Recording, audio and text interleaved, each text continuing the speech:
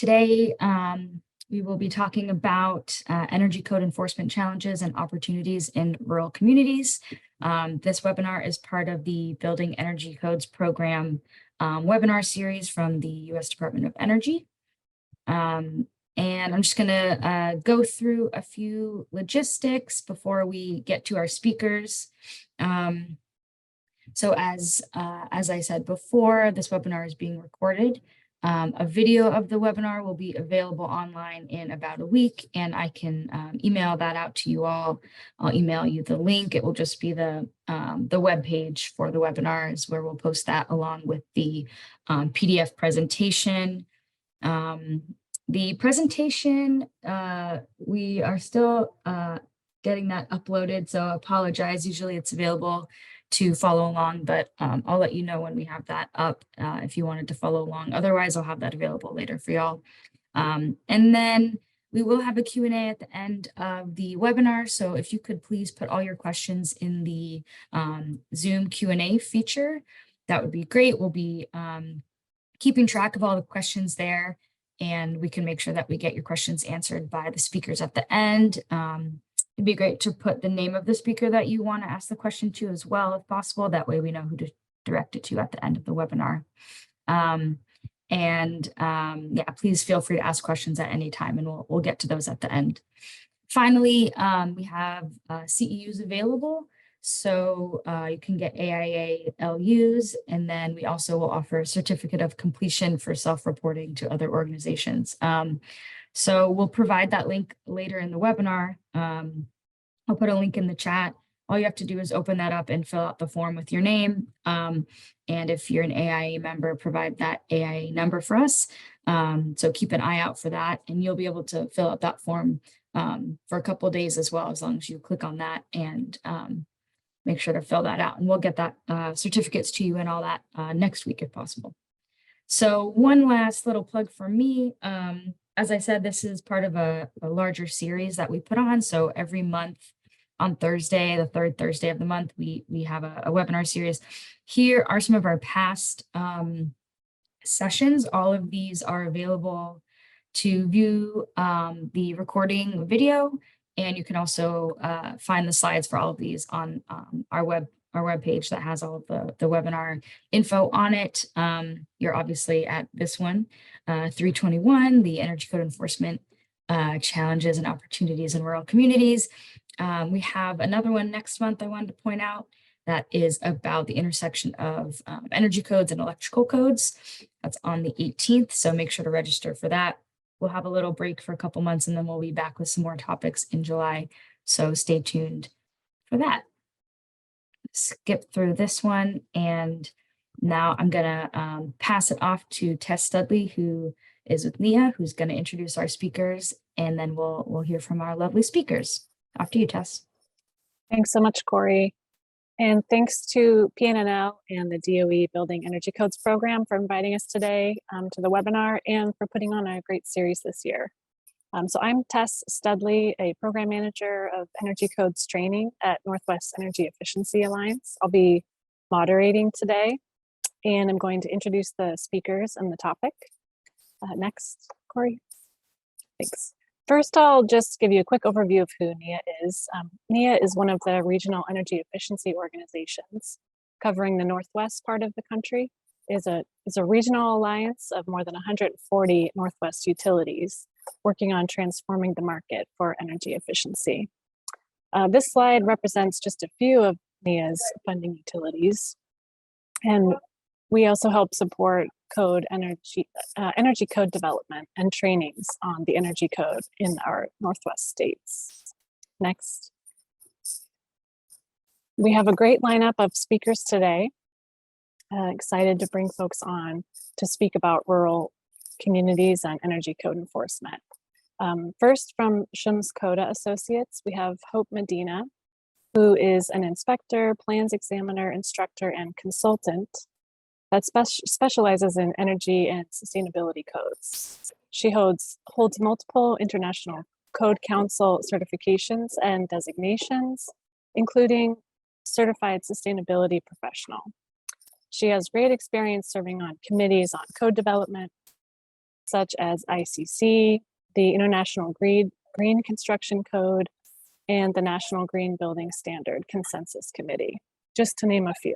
She's also very active in the state of Colorado. Next up, we have Bobbi Kaufman and Jeni Larsen. They're joining us from Clearwater County, Idaho. Jeni is the building official for Clearwater County and has been with the county for 3 years. And Bobbi has been with the county for 15 years and is the Clearwater County Planning and Zoning Administrator, a certified floodplain manager, the president of Idaho Permit Technicians, and serves on the Idaho Association of Building Officials Board. And lastly, today we have Daniel Kaufman. He is principal with Industrial Economics, a consulting firm with specialized experience in energy program evaluation and market research. Daniel has evaluated building energy efficiency programs for DOE and other federal and state agencies. He is currently working with NEEA to conduct residential code compliance evaluations in Montana, Idaho, and Oregon. Next. So today we'll be talking about energy code enforcement and compliance in rural jurisdictions. There are different challenges and opportunities within rural communities. We hope that by shining some light on some of these challenges, we can help identify some possible solutions for these communities. It's possible even that some of the funding from Department of Energy through Inflation Reduction Act or the Infrastructure Investment and Jobs Act could provide opportunity to explore new processes for energy code adoption and enforcement in rural jurisdictions. So today you'll hear directly from folks who are boots on the ground, so to speak. Hope has experience working across several rural jurisdictions and will share some trends and themes that she sees. And Jeni and Bobbi will speak about their day-to-day experience in the building code official office and the specific challenges they face as a very rural jurisdiction in Idaho.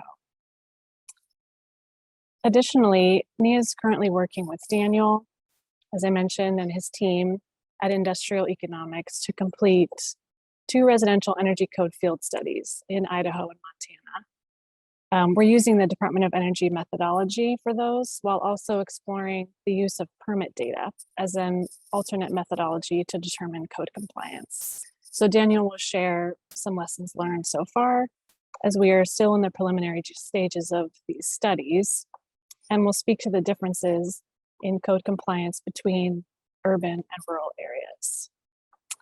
So with that, I will pass it over to Hope Medina. Thanks, Hope. All right, thank you so much.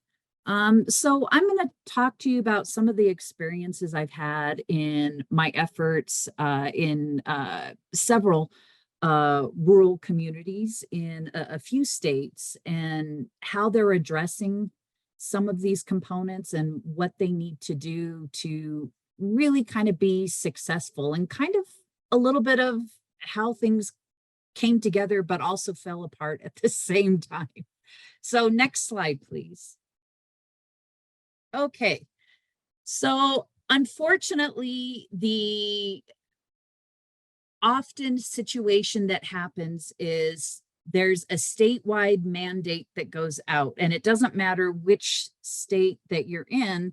A lot of times the concepts and the thought process of how these mandates will work in rural areas are not fully brought to fruition, because they think about, we'll just take Colorado for an example. You know, recently we had a new law put into place where we are required that when we update our codes, we must also update our energy code to whatever the Energy Code Board determines is the addition of the energy code that must be adopted.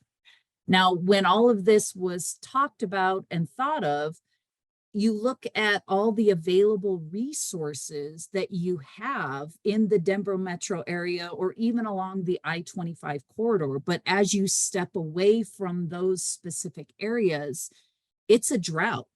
you don't have all those types of resources, such as raters, people being able to go out and perform like blower door tests. It's just not available in the San Luis Valley area where we worked on trying to get some codes adopted.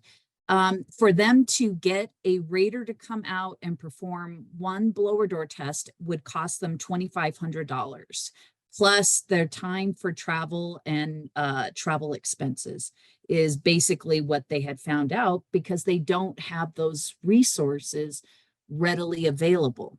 Now, the one thing that this Colorado law did bring to light is they really did try to think about the rural areas when they set up the Energy Code Board, because they made very specific spots that had to be held by certain entities, such as a rural jurisdiction, a county had to be represented. The problem is that as I sat in these meetings and they were talking about what code they were going to require, what provisions they were going to utilize,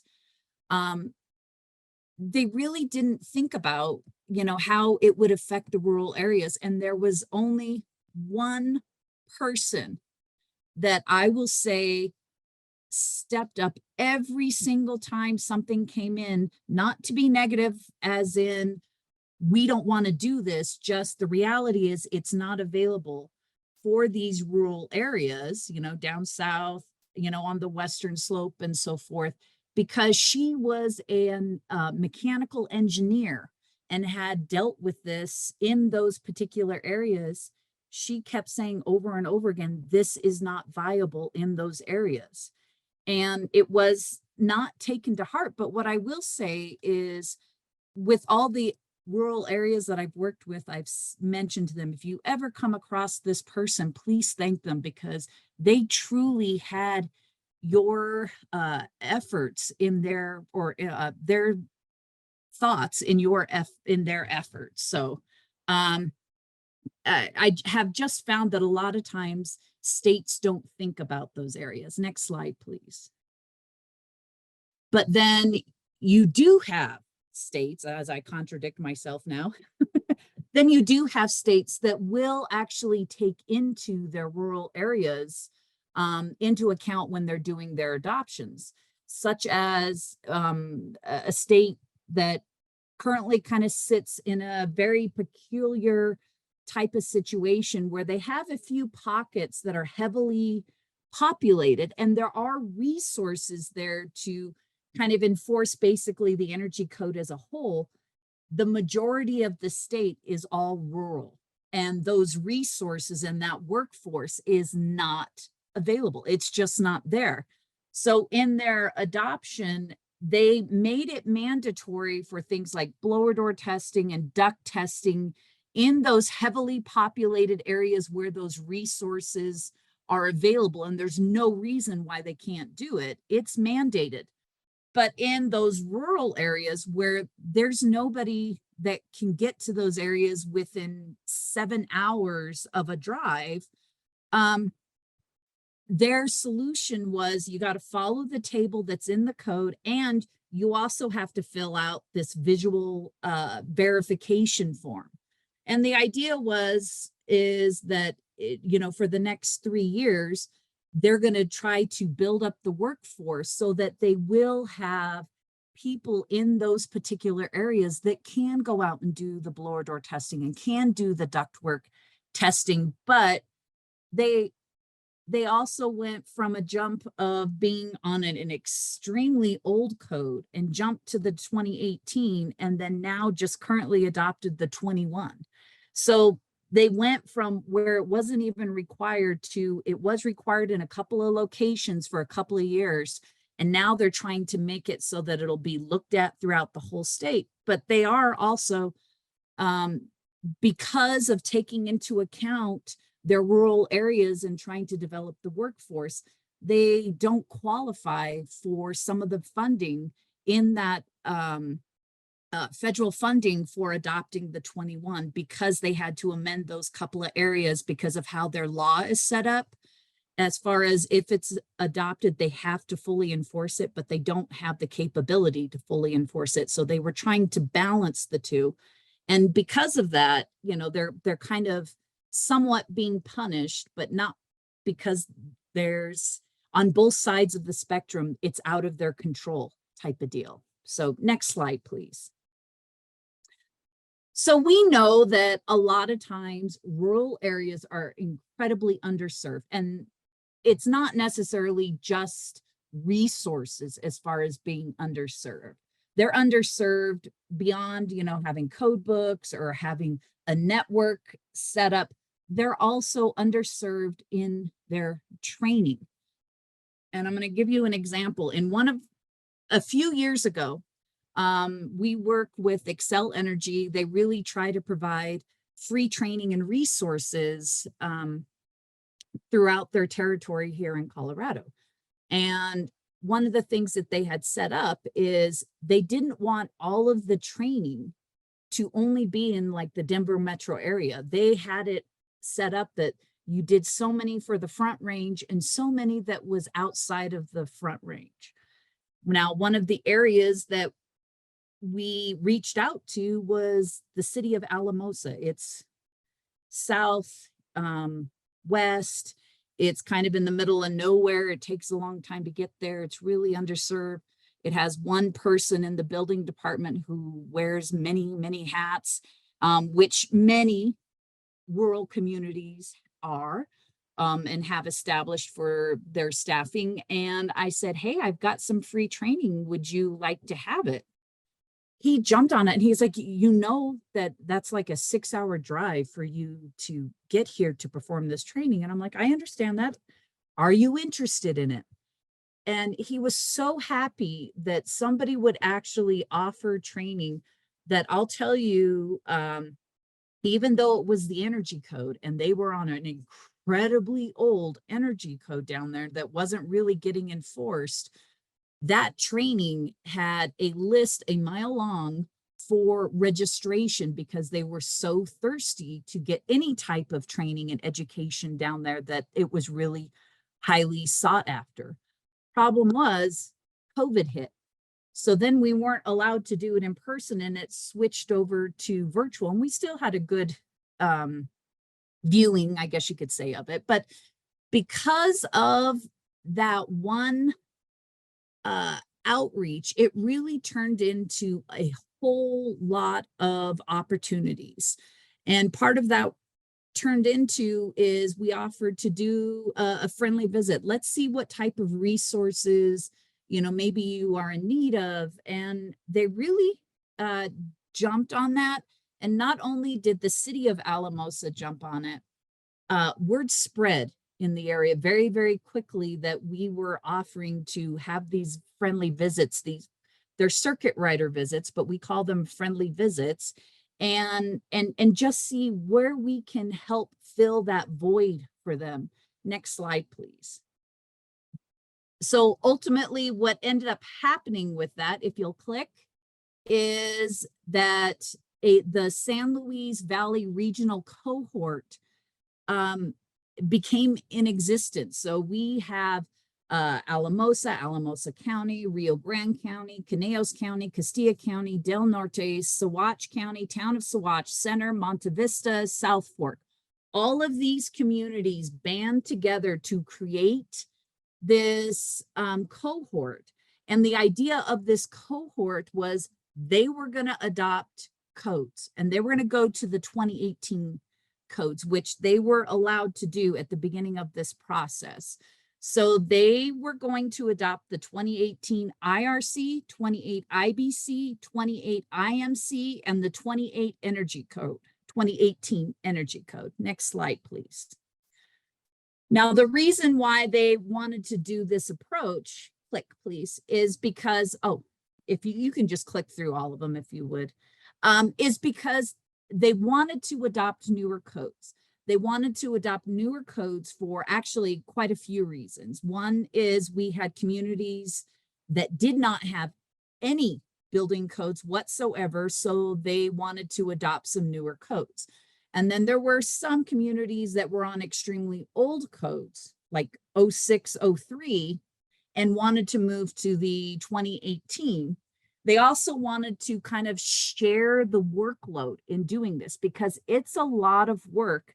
And out of that entire group, there was only one person in the group who had ever participated in the process to adopt newer building codes. And so they really needed somebody other than myself that was assisting them, but they really needed something and someone that they could lean on that was within the area for them to do that. And then because of that, they thought that they would be able to have really consistency across that entire region. So they know that there's not a very large building workforce out there. So if they work in Alamosa, they probably work in Alamosa County. They also work in Del Norte. They probably also work in Conejos County. And so because of that, they really thought that they could get some consistency and be able to share those resources amongst those areas.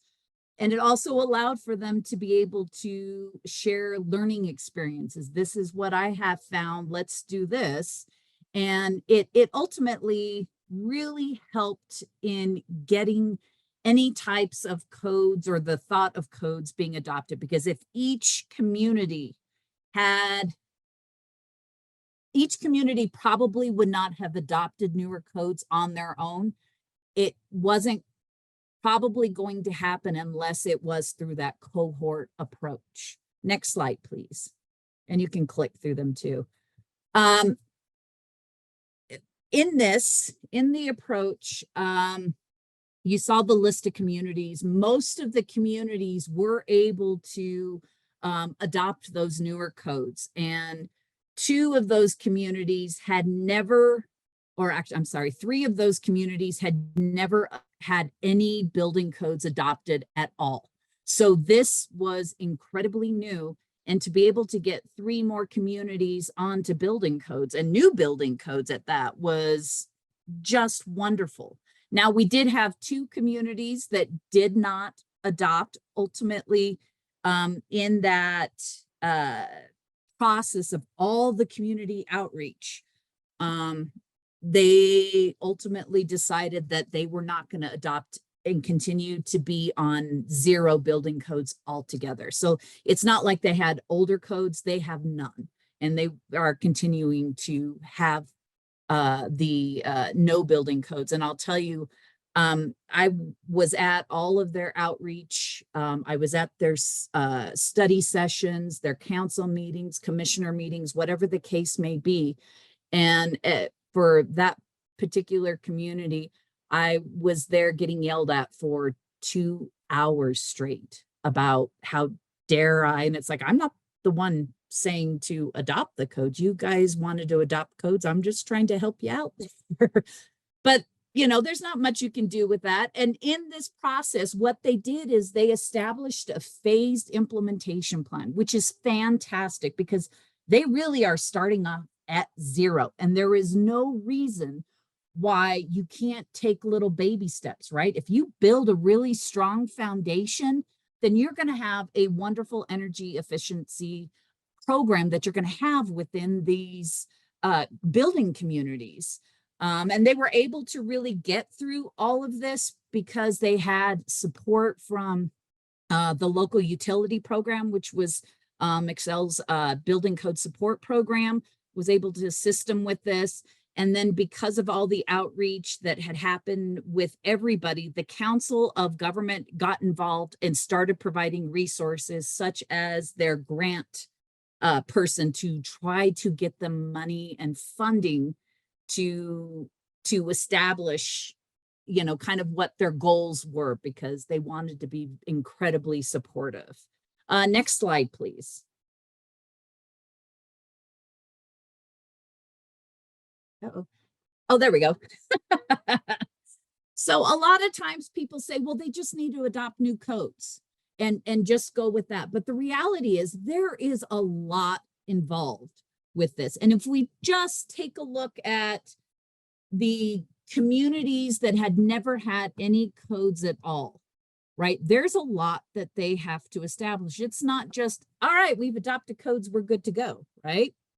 Now that they've adopted it, they had to create a building department. So what type of policies are they going to establish? What do they need to get? Because now you got to have some sort of permitting system. What is your permits going to be? What's your process for submittal documents? You have a whole lot that's involved with that. You got to get books.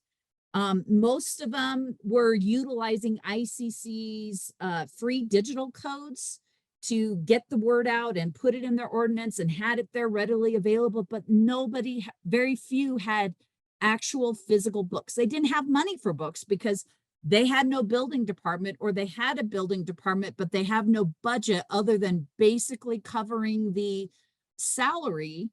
And so they didn't have any budget to get new books. So I was able to reach out to various communities that I knew were moving from the 2018, and a whole bunch of them donated books that I was able to share with them. And they also have to get staff, right? Because they've never had a building official, or they might just have one building official, and maybe they were only doing 1 or 2 codes. Now they have all these other codes that they implemented. And almost all of those communities have had to add on at least a single staff member to it. And then they also have to get their entire building community on board and understand that they can't just build the way that they want. There are now very strict provisions. I shouldn't say very strict, but there are provisions out there that they need to follow and comply with. And so that's more information that needs to get out, and they need support. I cannot tell you how much support and assistance they still need. I have one of those communities that their one building staff, he probably emails me once a week, once every 2 weeks, because he has a building code question about something he's seen. You know, can they do this? I had this question that comes in, and he sends the builders or the architects or whoever it may be my way if he doesn't feel comfortable answering those types of questions. But that's kind of a lot of the, I don't want to say problems, because they're not necessarily problems. There are hurdles that a lot of these communities have to get over to be able to make it very, very successful. And I hear all the time, about, they should have adopted these codes years ago. And just because they haven't done it and they're behind in the race to get these things done, I think is a little bit of a disservice to many of these, rural communities that are really kind of fighting, because a lot of times the staff or the community themselves, they do want to adopt codes. They know that, codes, their adopted codes can affect, their insurance for their communities, can affect, whether if there's a disaster, if they can get funds to help rebuild. There's a lot of things that are really kind of dependent on building codes. But if they've never had to do it, and they have to do these hurdles, there's a lot of things that come into play. And sometimes they have to present it not only to their council or commissioners, and all it takes is really that one voice to say, this is a bad idea, which is what happened in those other ones, because it kept saying, now you can't build an earth building, or you can't build straw bale. And it's like, no. You still can do that even if you adopt codes. There's nothing that prohibits that, but they have to fight that battle.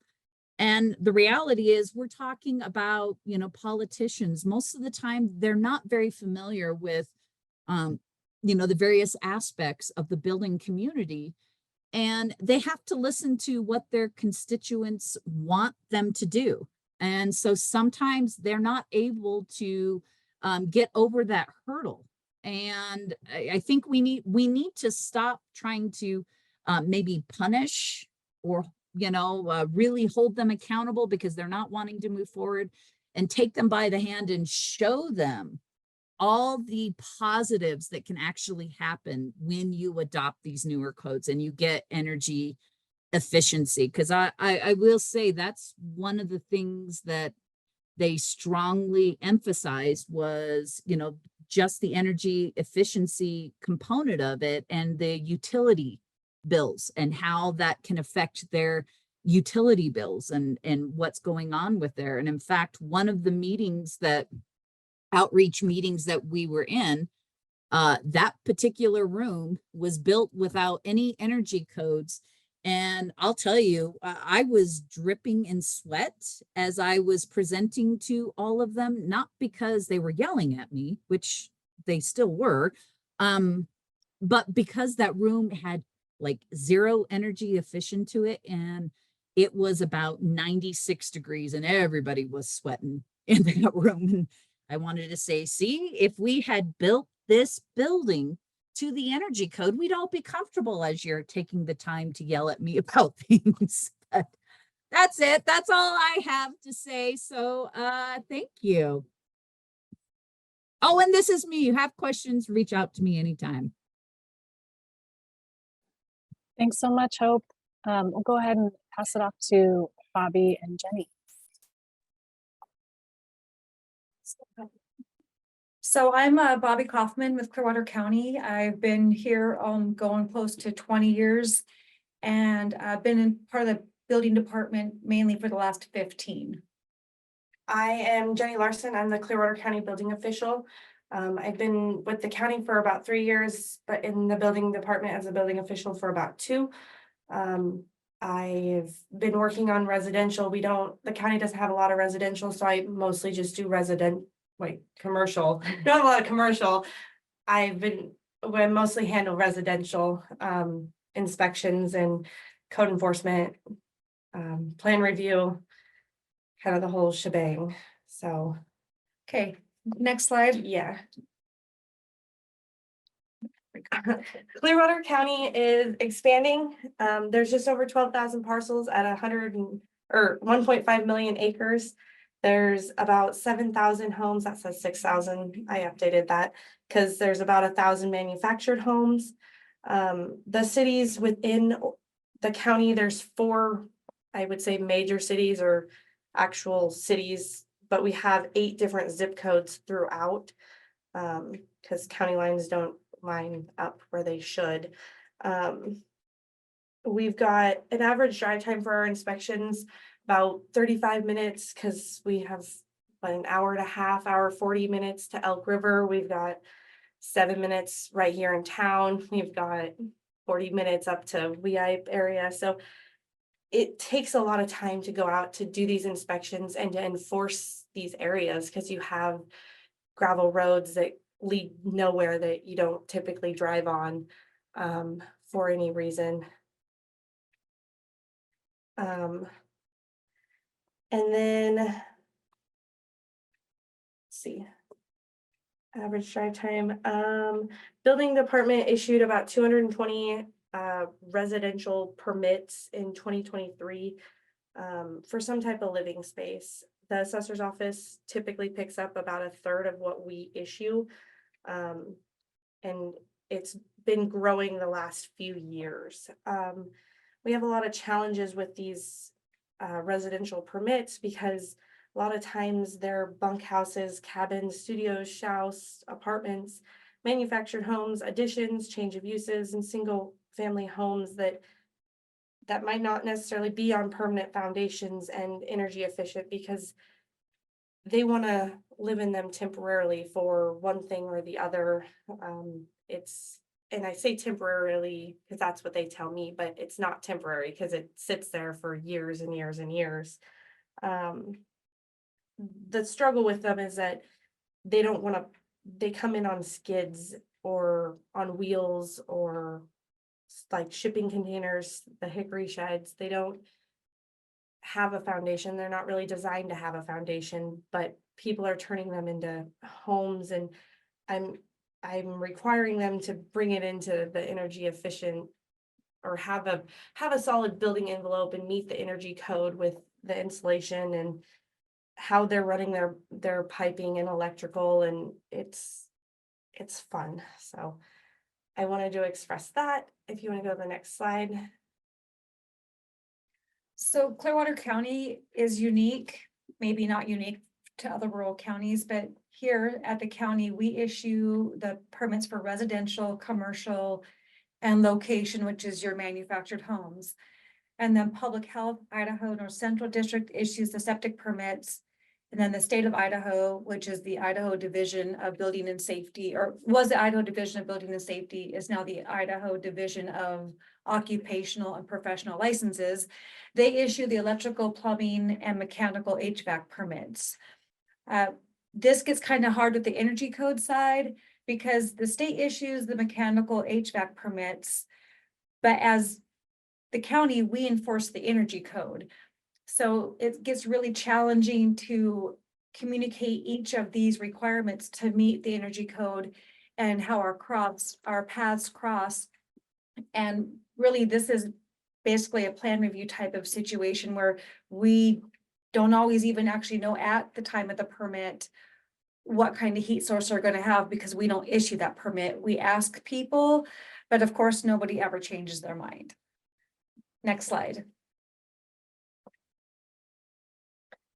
So under the geographic of Clearwater County, we have a lot of elevation change, but sometimes that's not always the factor because you might have 3,000 feet next to the Montana border, but you might also have 3,000 feet next to the reservoir up the North Fork somewhere. And the snow load, the frost depth, it really should all look different. Wind speeds, it's all going to change throughout the county because of the location within the county. The surrounding counties around us, you can kind of also see that they have different, there's some mountain ranges that run through. The biggest thing I kind of wanted to point out was Idaho County being one of the largest counties in the state of Idaho. They don't adopt building codes. They're still subject to electrical and plumbing and HVAC inspections through the state, but because they don't have building codes, it's really hard to regulate the state to come in and look at those things. But the other issue that I have with Idaho County is that people hear Idaho County and they think, oh, it's the state of Idaho. No, it's specifically the county named Idaho, not the whole state, you know. So I don't know how many other counties struggle with that and they, oh, well, I didn't think Idaho had building codes. It's like, no, Idaho County doesn't have building codes. So trying to regulate between those two things, and it doesn't help that we are right next to Idaho County, so we get a lot of that crossover. If you want to go to the next slide. So the University of Idaho ground snow load map, we have it adopted that we use that as part how we generate the snow load for the roof. But I think that there's a lot more that could be utilized with it. I don't know how many other states have something this detailed to utilize. But on the left, you have the older map, which was kind of based off of the elevation and a formula situation. I kind of have the cities marked on there where they're at. And the one on the map on the right shows the more pixelated, not pixelated, but more developed map. It kind of studied the areas a little bit better because there were some areas that, you know, might have had a better snow load than it was showing previously. So we kind of have some map marked on there. So City of Elk River, Cavendish, Pierce. We go from Orfino at 19 pounds all the way up to Deception Saddle, which we have very few structures out there, but we do have structures out there at 268 pounds. But the county adopts that we recommend a 70 to 80% of that number. So if you took like the City of Elk River at 141 and divide that by, or times that by 70 to 80%, you're going to get a 99 to 113 pound snow load is what we would typically recommend. Part of with the snow loads, the individual cities have adopted their own. So the city of Orofino has adopted a minimum of 30 pounds, and the city of Elk River has adopted 120 pounds. So that doesn't actually apply to our map and what the county wants to use. Obviously, cities have their own jurisdiction and can make their own decisions. With that, I also wanted to, I think snow load plays into effect with the frost depth, because it should make a difference. And there's not really a consistent level across the board of what frost depth is. And no one's really gotten me an answer on how or where the numbers kind of come from and when they change or why they change. I mean, you kind of know that it's based off of your like soil types and water in the area, exposure. I mean, all of that plays into it, but it's not, we just have a set number. So the city of Orofino, again, they adopt a 24-inch frost depth. Well, as soon as you leave city limits, same elevation, boom, you're in the county. Now you are at a 32-inch frost depth because that's what the county adopts. So it's a challenge having different frost depths. And then the state, you know, for plumbing, a lot of times I've heard, I've only checked once, they could have changed it again, but it was 42 inches to cover. So the change between all the different places can make it tough for the contractors, homeowners, anyone that might be trying to do research on building something. It plays a factor, and it's hard because it's important to have the proper frost depth for that energy efficiency in those locations. No,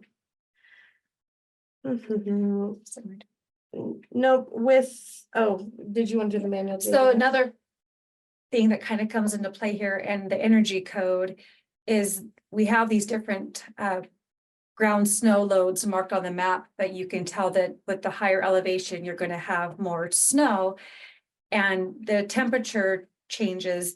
And so for the HVAC contractors to do the manual JD&S, sometimes can be difficult because we don't have a lot of data that gives us the right temperature to really get what they need to size those the mechanics correctly. What do you call them? Well, it's a long ways away to get to some of these. Drive times into headquarters or Pierce are such a long ways that getting a blower door test, like Hope was saying, is you're talking all the way out of Boise or Coeur d'Alene are the nearest places, and you're at a 4-hour drive time to Boise and 3 to 2-ish, 2.5 to 3 hours to Coeur d'Alene, and then an hour out of Orofino. That's just to get to Orofino. So it would be really difficult to enforce a blower door test as well. Next slide. Yeah, next slide. So our challenges, our resources are thin. Builder supply stores and contractors are usually the ones that are giving the information for energy code. People don't typically turn to the state or to the building department in regards to energy efficiency, or what that looks like and how to make something the more efficient and something that's going to last longer. I get a lot of, we're gonna die here, or this is our home, no one else will have to deal with it. And your home's gonna outlive you. It should outlive you. And there's a lot in our county, there's a lot of the good old boys club where it's my land, I'm doing what I want with it. If I don't want to build it correctly, I don't have to. So we deal with a lot of I guess code enforcement that is a struggle. There's not too many supply stores that you can get to and access just because of how far away everything is. I mean, Moscow, Lewiston, and Clarkson, Washington, they're still an hour away from Orfino, plus whatever drive time you have out of Orfino. So it poses a challenge for people to access more than just the local supply stores when it comes to building stuff, or even getting, you know, better windows. What those stores have is what they're gonna end up buying. There's a lot of consumers that rely on the contractors and other homeowners just to inform them of that. And then obviously trusty Google. Other challenges in the jurisdiction is that our county has had a lot of changeover, and I don't know how it is throughout, but if you don't come into an area or you start a job without a mentor or without a trainer, it poses an issue with growing. It poses an issue with learning. So in Clearwater County, it used to be one, planning and zoning and building inspector is one.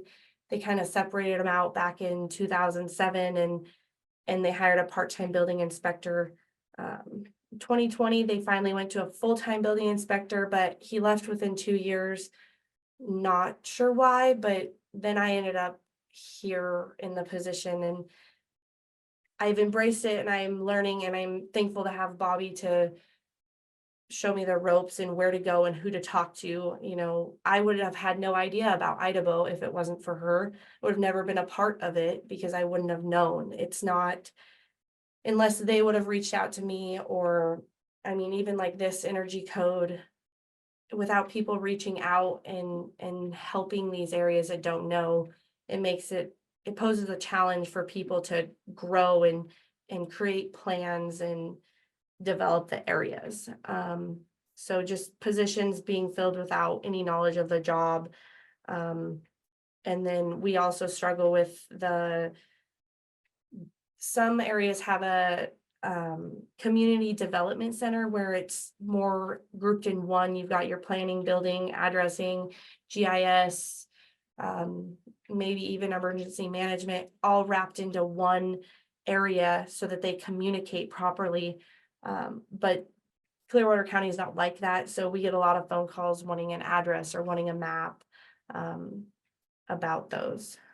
So knowledge about energy efficiency is a large challenge. There's times that you try to explain something to someone why they need to do something one way or the other, and they're not following you. They don't. So we end up spending a lot of time making phone calls, getting that information to provide to them. And sometimes it does get put on the back burner because we've got other things that we're dealing with to try to help with that. So if we had some diagrams or information studies to show to them to maybe speed up that process, I think that it would help a lot. We have a lot of rural county, as you could see in the map. We're a community made up of hunters, vacationers, and summertime guests. There are the locals that are here year round, but we get a lot of the people coming in. I want to go off grid. I'm going to be off grid, or I'm going to be on skids. It's not, I'm only living there 2 weeks a year. I don't need to follow these rules. They don't apply to me.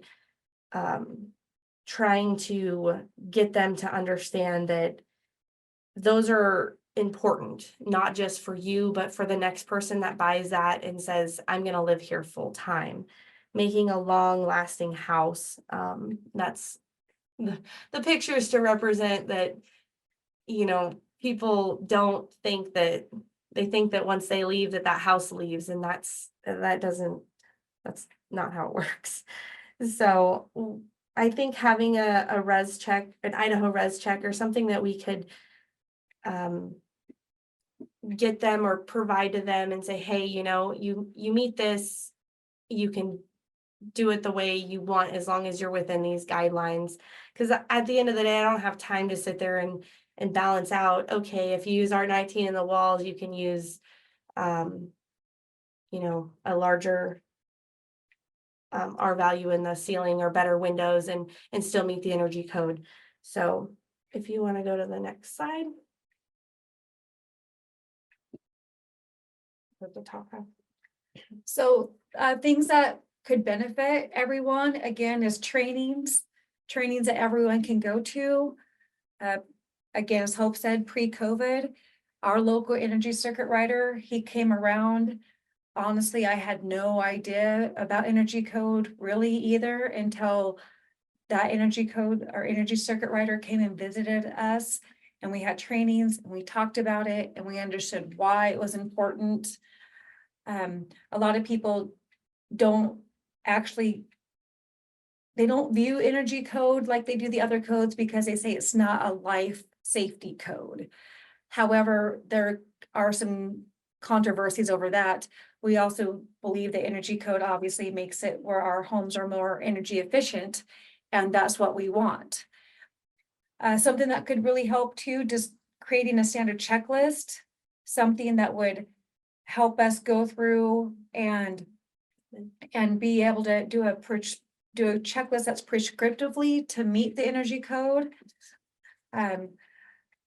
Idaho does the state of Idaho amends the International Energy Code and all the other codes too. So if people are not aware, there's a product out there called ResCheck. And so say you don't want to use what's required in the wall, but you want to do an offset, you can plug all your numbers into ResCheck and it'll give you a screen that says, yeah, you meet energy code. But because Idaho goes in, the state amends it, you can't really use ResCheck as an option. So saying that we could maybe create something, a formula that we would be able to utilize ResCheck and still have that as an option for people to meet the energy code requirements. Another thing would maybe be visual aids that demonstrate how the energy code works in the entire building envelope.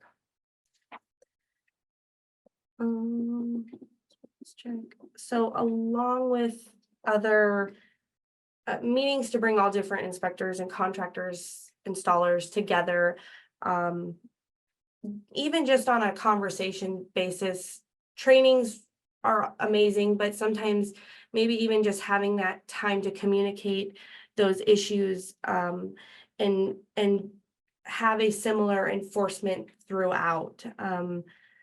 Currently, like the HVAC inspector that's through the state, he handles a large area just because there's only one of him that covers the northwest or north central area of Idaho. Whereas like the plumbing inspector, he covers more just our area and a few cities within some other jurisdiction or other counties. But because they have multiple inspectors.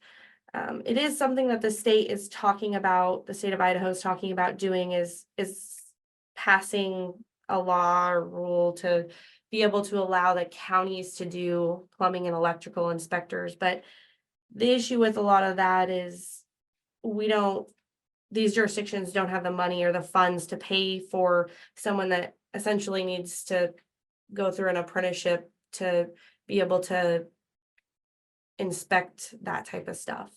Part of all of us coming together and discussing this would help with the areas that you cover.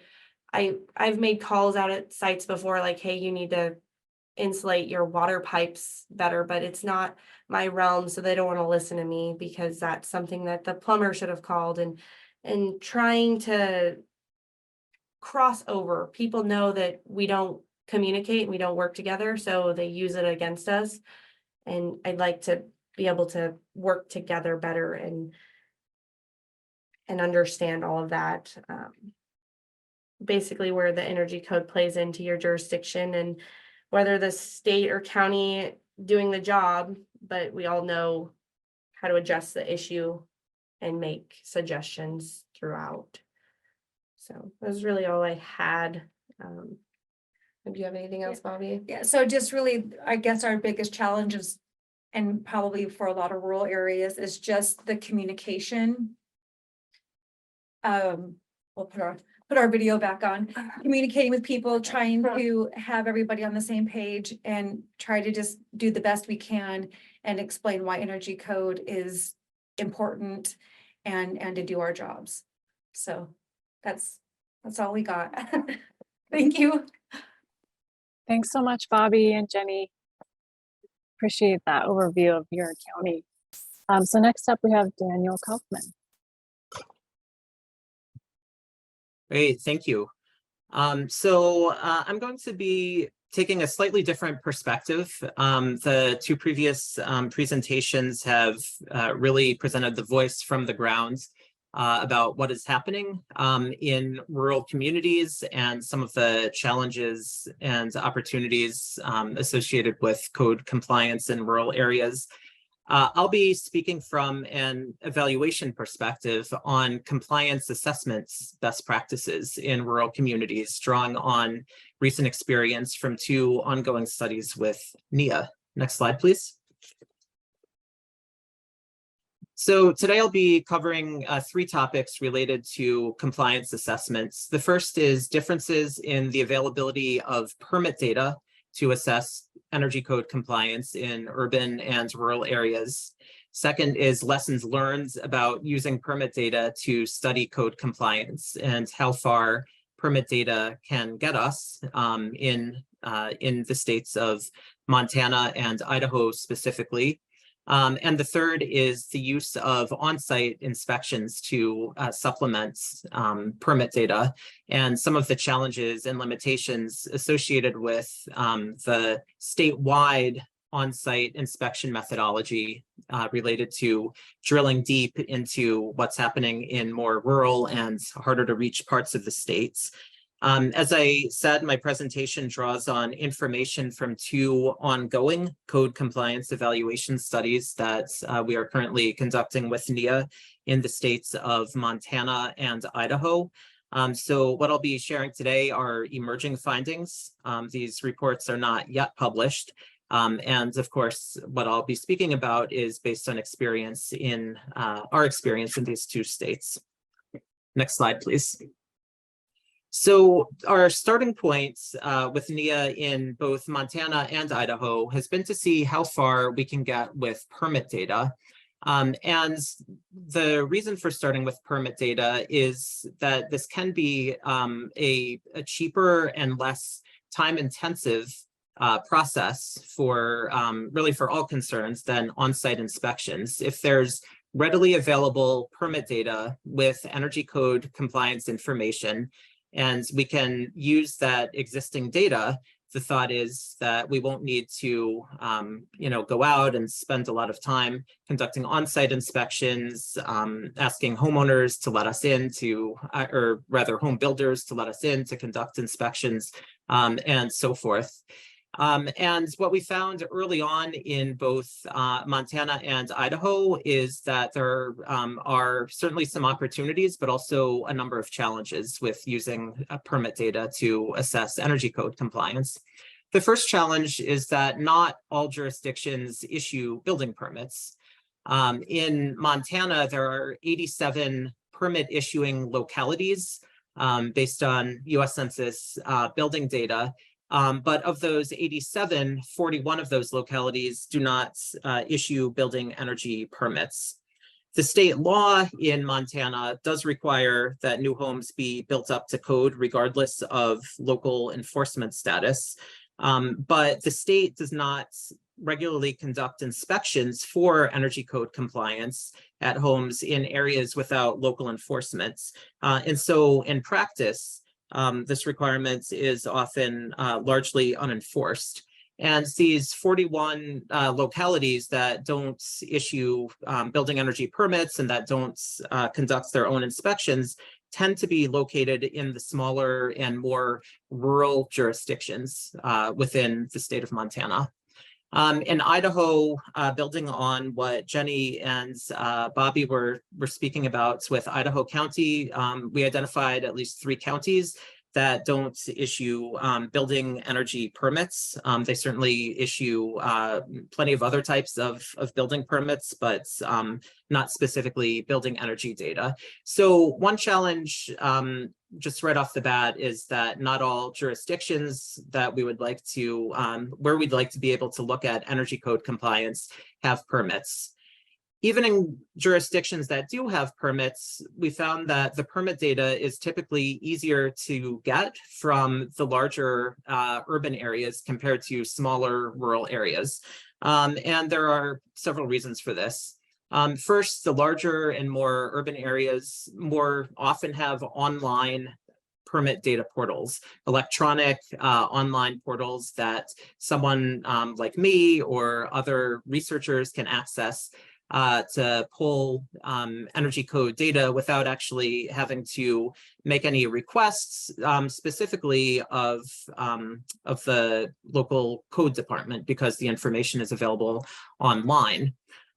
In more rural areas and just more remote areas that don't have online permit data, obtaining the permit data actually requires making a request of staff within the building department who then have to spend time compiling the permit data and sending it over to us, which takes valuable staff time that's already in scarce supply.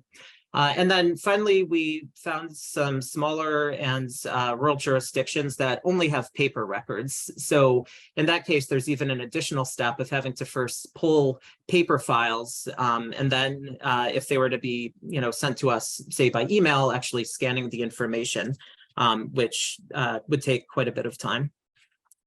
Next slide, please. So then building on some of these challenges, even in cases where energy permits are issued and where we were able to obtain the permits, in many cases, the permits did not include usable energy information.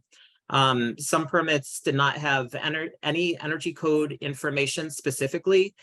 In other cases, they did have energy information for some key energy measures, but the data was presented as pass-fail rather than specific values that could be used to conduct our analysis. So what we're trying to do as part of our analysis is really look at the energy use intensity of a home relative to what's required in the code.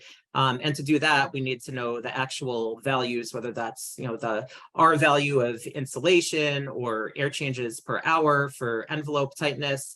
Pass-fail tells us whether the home complied with code, but it doesn't give us that actual energy value that we were looking for.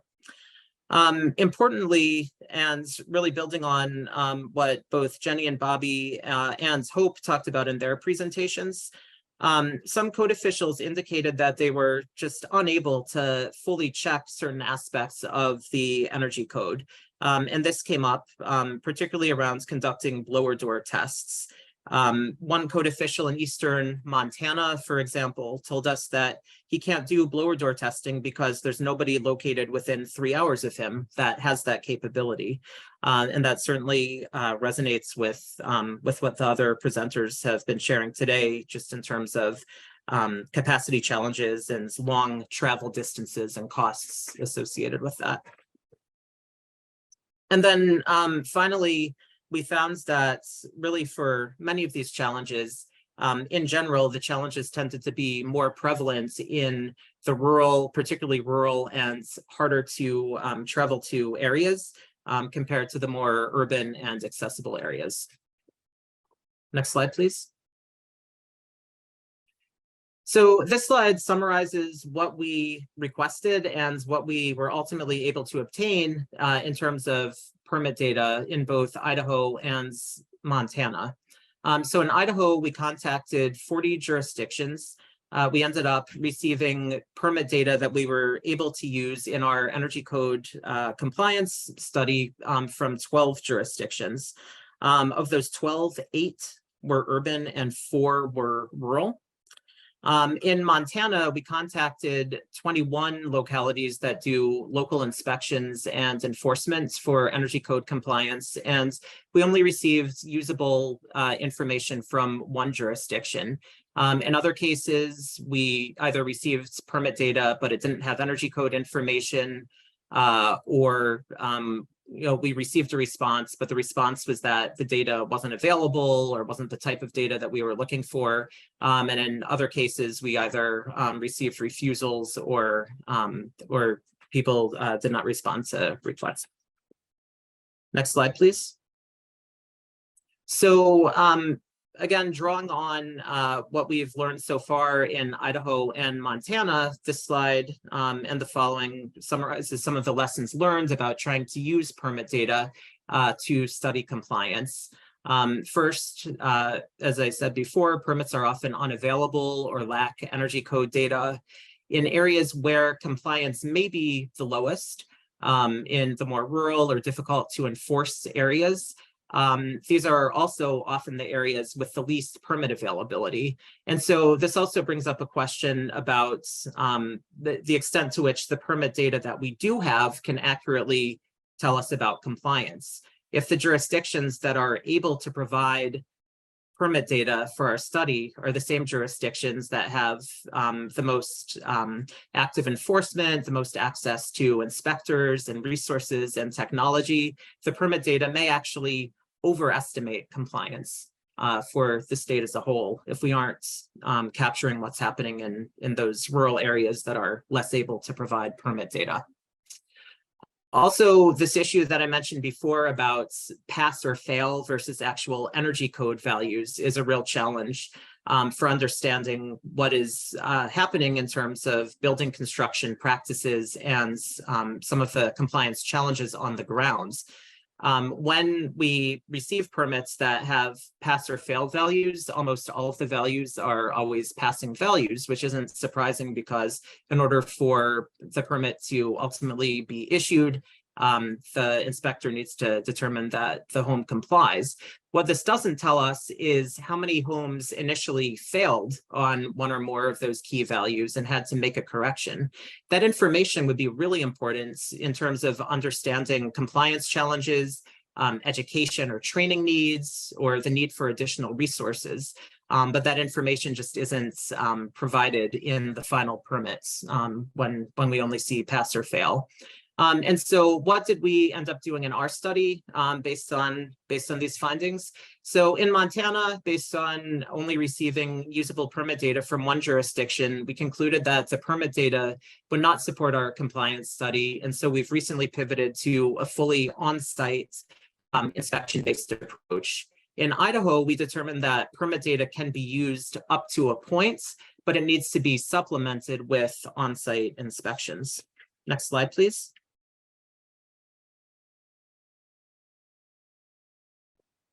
And I actually do want to address a question here because it tracks really well with the first bullet point on the slide that we just turned to, which is what do we mean by permit data? So what I'm talking about here is building energy code permit data. So a permit that specifically lists the requirements in the building energy code and then indicates for each requirement whether the home complied or didn't comply, or preferably even the specific value. So for example, if there's a minimum R value for insulation, then it would tell us this home had this particular R value for insulation. Or when the code, the code always requires envelope tightness, but whatever the specific envelope tightness value is, typically that's measured by air changes per hour. Here's what the code requires. Here's the specific value for air changes per hour that was determined through a blower door test. In many cases, when we requested building energy code permit data, what we received or what we were told was available was other types of building permits that didn't specifically look at energy code. For example, some of the building permits, again, this goes back to what Jeni and Bobbi were talking about, dealt with health and safety issues, or electrical issues, or issues related to preventing fires, but didn't specifically look at compliance with energy code. Or in other cases, what we received was a building plan, and the plan was indicated that they intended to build the home in a certain way that would comply with energy code, but that was based on what was planned as opposed to what was actually done. It wasn't verified through an inspection. And then even in cases where we did have building permit data with specific energy code values and the data was good, we still found gaps for several key measures. We rarely found reliable lighting or blower door test information in the building energy permits that we received. And certainly in the case of the blower door test, I think that really speaks in part to just some of the challenges that we've heard on today's webinar already about the difficulty of finding people with the equipment and the expertise who are located within a reasonable driving distance to be able to perform those types of tests. We also found that the permit data, even when they contain information about insulation, they did not usually contain information on the installation quality. So even if the R value of the insulation was compliant with what the code required, there wasn't any information in many cases about how well that insulation was installed in the home, which really determines how effective it is as an energy saving measure. So in Idaho, we found that windows and ceiling insulation, which a previous code compliance study had found to be consistently grade 1, which is the highest installation quality, could be pulled entirely from the permit data. In other cases, we are supplementing the permit data with on-site data. Next slide, please. So as I mentioned, in both Montana and Idaho, we're either relying in part or entirely on on-site inspection data. And to do this, we're using DOE's sampling approach for assessing code compliance. DOE's sampling approach is a tried and true method for assessing statewide compliance. And it draws a statistically representative sample based on the level of building activity in different parts of the states. For that reason, the DOE sample is heavily weighted towards jurisdictions that have the highest level of building activity, which tends to be the more urban, the more populated areas. This provides a great view of compliance at the statewide level.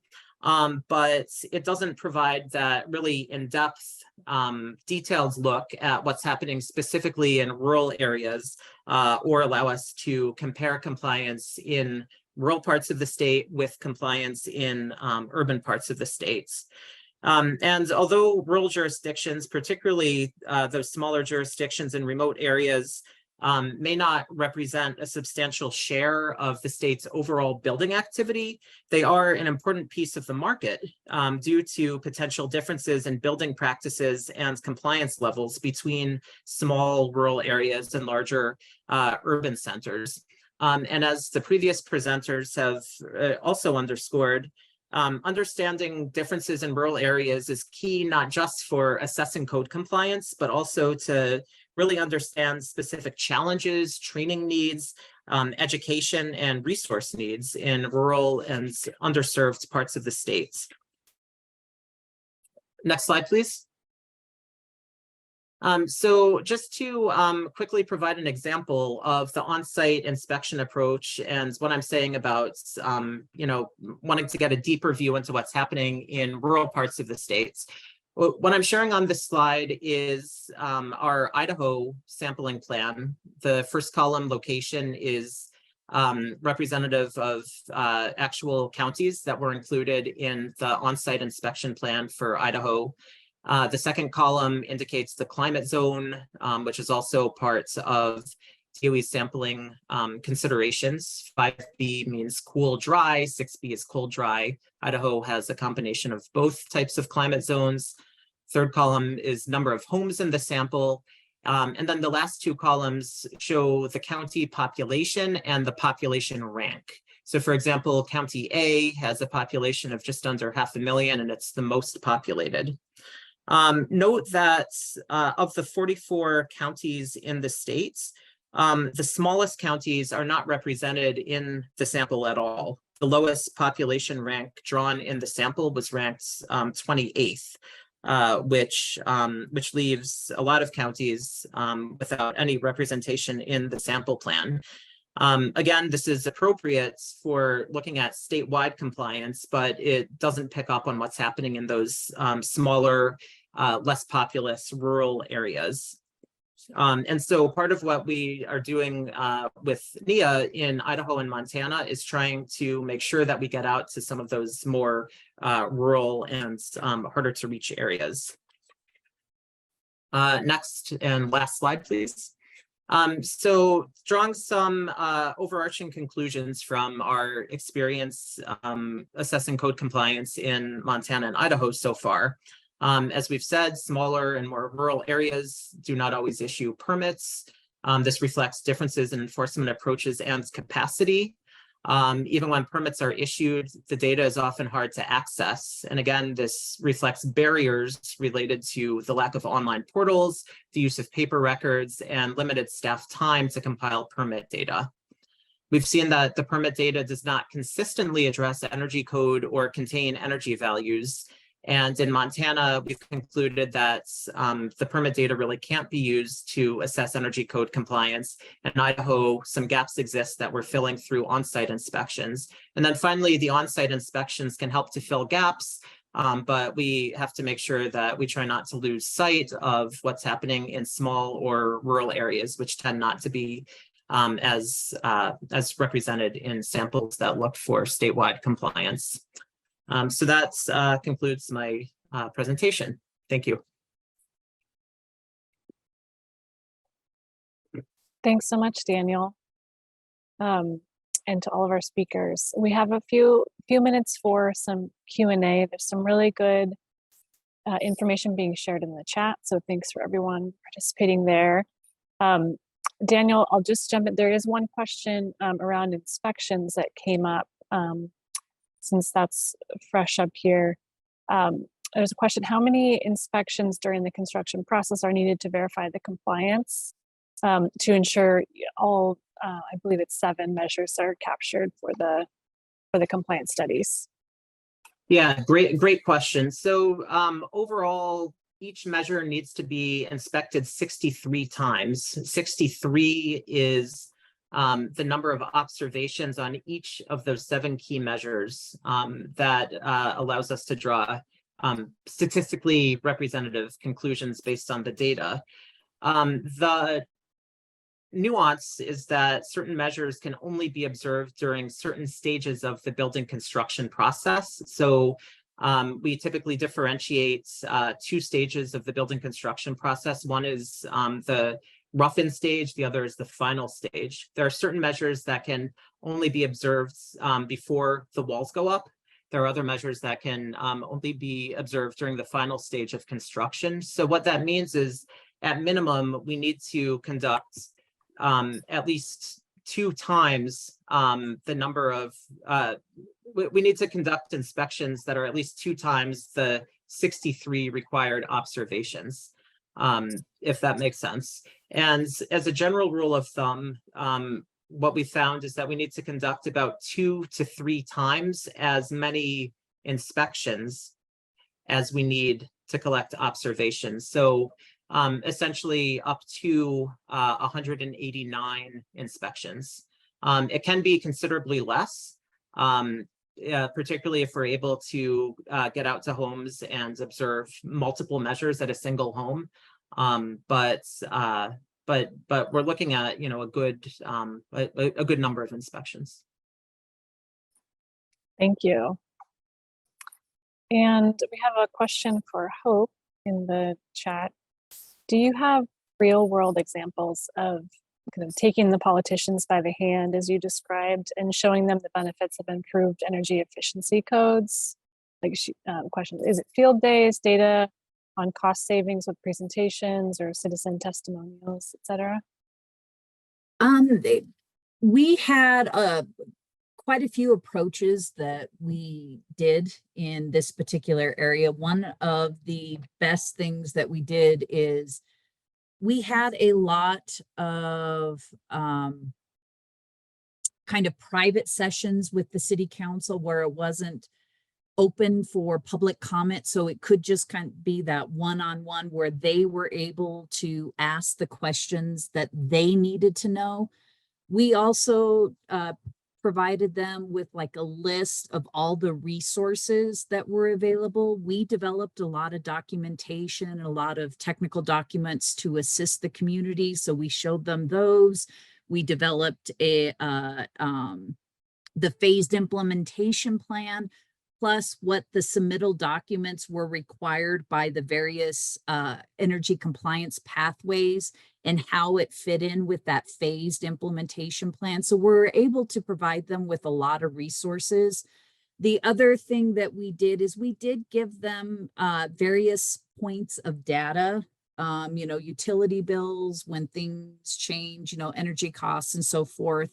That we did utilize. We did not take them out into the field, so to speak, but they were present when we had our community outreach meetings, which was not part of the hearings, the study sessions or the readings of the various ordinances.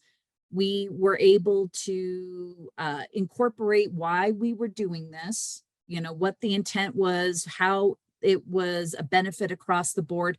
And then we also provided training of what was getting implemented and how the phased implementation plan. So they were learning it along with the staff and their community development. So that was the approach that we had for the San Luis Valley area in trying to get that implemented and basically walking the politicians by hand. And I think it's really, you have to look at it as almost a site specific, because what we did there would not work over in the Western Slope in Colorado, or probably would not work down in actually it will not work in another state that we've tried to do that in. So the approach isn't always a one size fits all. You really have to customize the thought and the process and kind of listen to what their fears are in adopting an energy code or moving to a newer edition of the energy code. I hope that helps. Yeah, thanks, Hope. And kind of following on to that, Bobbi, you didn't mention this specifically in your presentation, but when we were chatting earlier, you talked about how Clearwater County and the surrounding counties often kind of meet up once in a while to discuss codes and things like that. And listening to Hope talk about this cohort, I wonder if there's maybe opportunity for, some more of that working together to enforce codes and kind of all get on the same page so it's consistent in that North Central Idaho region for not only the officials, but for the builders as well. Yeah, so currently just the local chapters, like we're part of North Central Inspectors, we get together and discuss.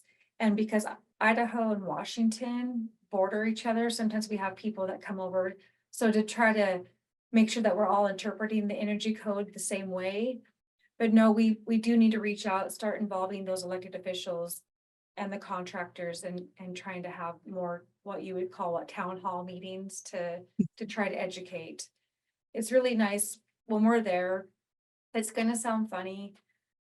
It's nice when, like, the energy circuit riders in town, because even if we know it, hearing it from somebody else really just helps them to understand that we're not just making it up and we're not trying to be overly code enforcers. We want your home to be energy sufficient. We don't want you to pay more money in the summer to cool it and to heat it in the winter. So we definitely could try to reach out, do some more town hall meetings and educate people. But NCI is part of Idaho. Yeah, To be part of Idaho, to be part of NCI. Right, but we could still have town meetings Yeah. but start with the local level to make sure, your local inspectors are interpreting it correctly to be consistent, because that will be another complaint that a contractor could have, is that you're not doing it the same way. But yeah, definitely could reach out. And I think I think we're working that way. NEEA doing this is helping us where we can start maybe having those meetings again.